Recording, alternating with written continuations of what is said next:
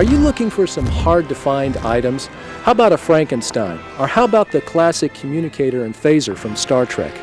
Or how about this guy over here, the worm guy from Men in Black? Well, when Eye Candy starts up, I'm going to tell you exactly where you can find all this cool stuff.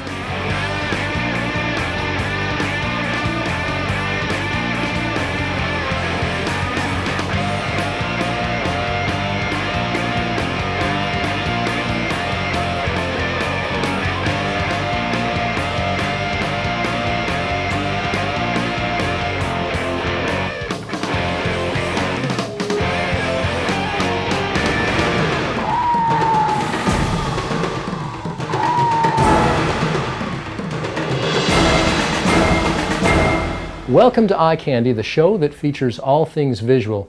And you know, you can't get any more visual than Monsters in Motion. And joining me now is Mr. Terry Fitton, founder of Monsters in Motion. How are you doing, Terry? I'm doing great.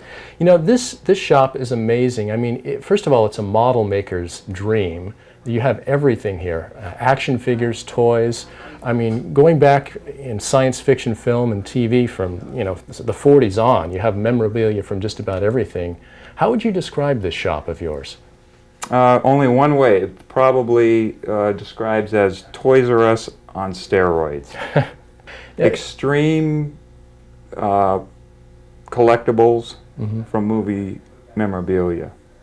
It's an impressive shop. I mean, all the models, we're in the display room right now. And can you tell me a little bit about your background, how you got involved in this type of business? Oh, absolutely. Well, actually, it started in 1968.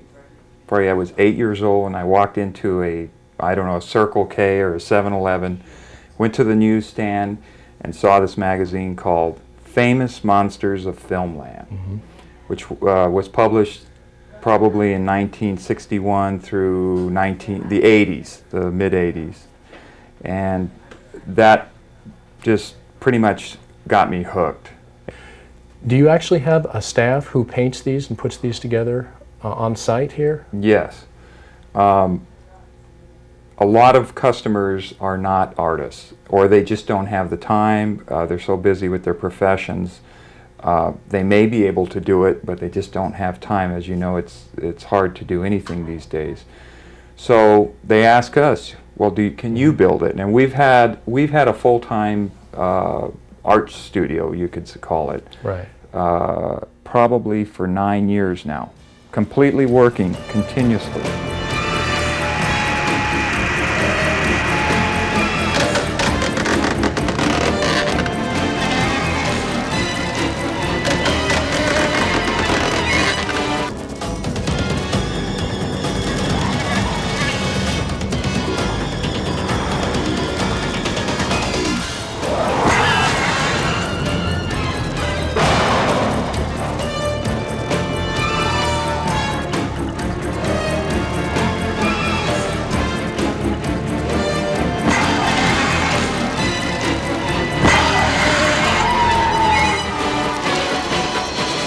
It's repeat customers, it's new customers. We have the customers who will come back and they ask for special requests in colors and design, what they want. So it's almost like if you can think of an arts gallery where you like a particular artist and you say, I want you to paint me this painting, kind of.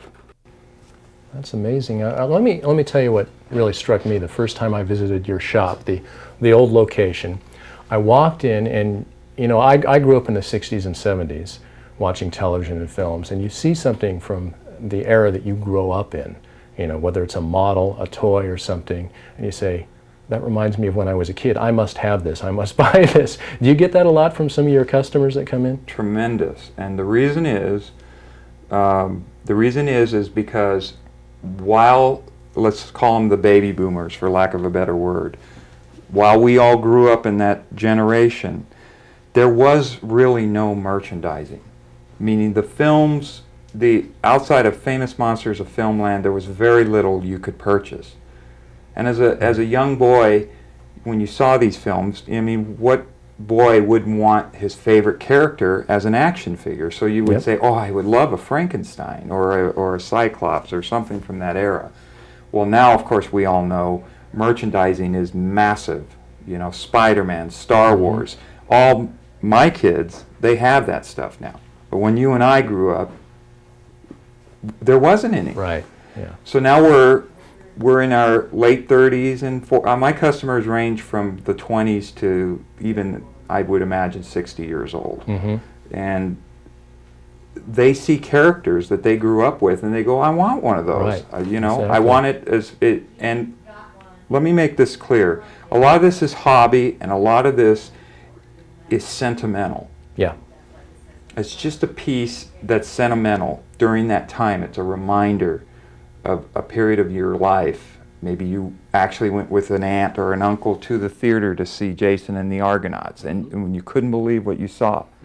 And that memory sticks with you, and that's what it's all about. It's a good feeling. And I'm sure you're wondering out there, who buys this stuff? Well, it's basically fans of film.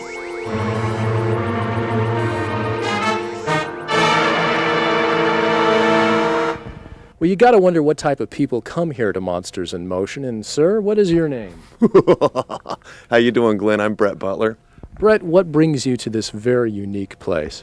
Well, you know, there's so many things here at Monsters in Motion, and you look around, you see a lot of horror and sci-fi, but it's also the nostalgic end of things too, things that you and I grew up with that you can't find anywhere else. You can come to Monsters in Motion and they have everything under one roof. It's just a great place to shop. How did you hear about this place? Well, I started building resin kits. These are solid models that people make in their garage back 10, 15 years ago, and there was very few places that supplied resin kits to builders like myself. Monsters in Motion was one that did, and I found out where they were and came down, and I've been a customer ever since. And this is something that every time I come here is something new. Here's a clown, some weird, twisted, haunted. You know, I've discovered that Monsters in Motion is a great place to meet women. Well, as long as you don't mind the fact that they're all made out of plastic, resin, and vinyl.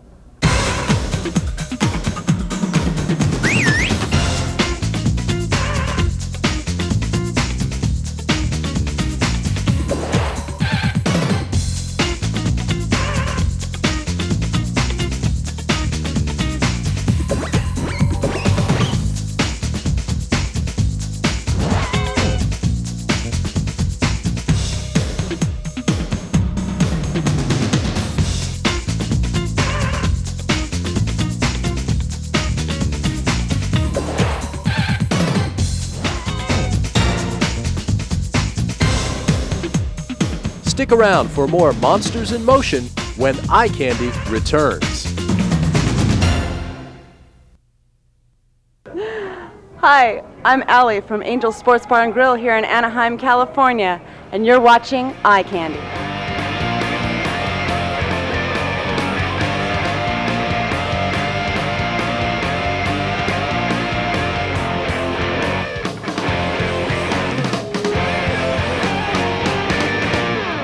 Welcome back.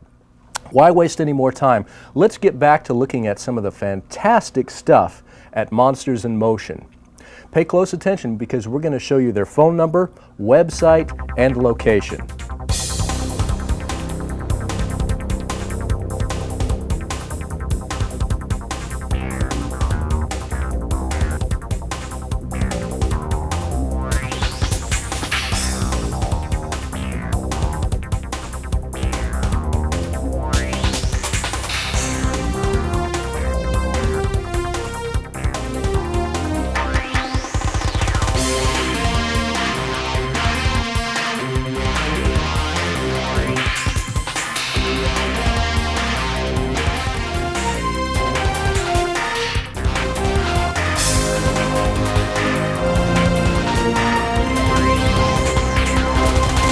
Now let me ask you this, in this business, do you have to be conscious of what is hot at the moment? There's a Batman film out, there's maybe a Spider-Man film out, and items or action figures or models of these characters are going to be hot at the time. Are you conscious of that? Absolutely. It's the number one thing, I think, whether you're going to be in business or you're not going to be in business. I want to make one thing clear, although Monsters in Motion celebrates the past hugely, we have not turned our backs on the future either. meaning that we understand that there's a whole new generation of fans. Meaning now, believe it or not, the 80s are considered classic. Right. So now I have to contend with all the people that grew up in the 80s and the cartoons they grew up on, the TV shows and the movies. That's now like classic to them. So we have a whole new generation of people. These are the people who are into The Matrix and Blade and you know, Daredevil, all that stuff. Right. So yes, it's so important. In fact, this year I've done something. I actually have a projection calendar that I'm doing, meaning prepping for all the big hits of this summer. That we are actually getting geared up with the product and the hype around those films. So you'll plan to put some figures together, even if you're not sure yet if that film is going to be a hit. Exactly. It's kind of a hit and miss thing, or you don't really know if it's going to be a top. We're very selective on what we choose and what we take on and what we don't take on. I usually make the decision. It's usually on the design. If I feel the design is really good, it's going to sell. If I feel strongly about it, it will sell whether it's this year or next year. I feel it's a long-term product, I will grab it. Okay, folks, it's time for the Eye Candy Sci-Fi Quiz. Oh, baby. Eye candy sci-fi quiz. Can I meet her? What we're going to do now, we're going to show you a number of visuals from Monsters in Motion. Test your skill. See if you can identify all the science fiction films.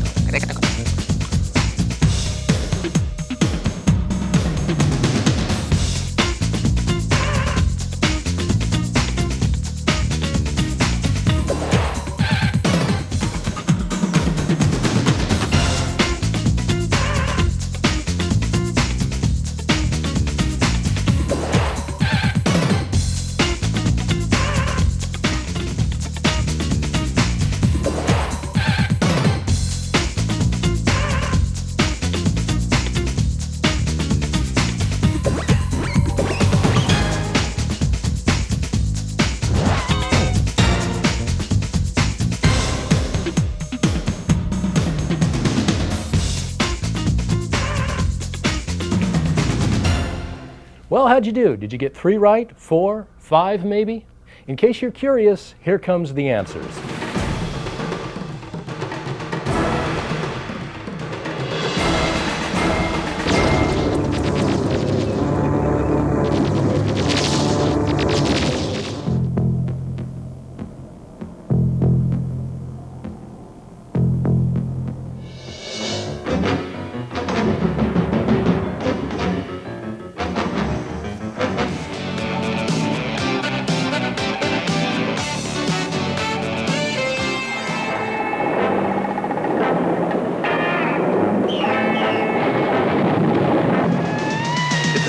Strange in your neighborhood, who you gonna call?